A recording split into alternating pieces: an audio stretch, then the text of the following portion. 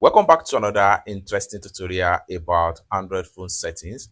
What if I told you that in this video, I will show you on how to change your default AI assistant on your Android phone.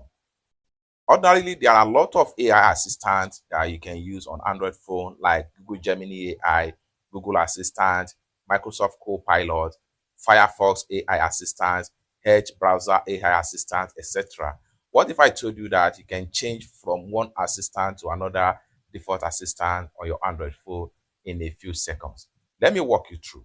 The very first thing you want to do right here to change your AI assistant on your Android phone, go ahead and make sure you click on your settings right here on your Android phone.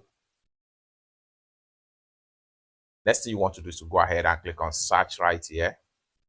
Then what you want to do is to type in default right here, hit search. Go ahead and click on default apps. Proceed with default apps. Then go ahead and click on digital assistant app. Here you go. Go ahead and click on default digital assistant app. Then here you go.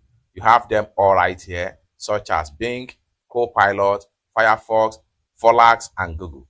So here you can decide to switch to Copilot AI Assistant.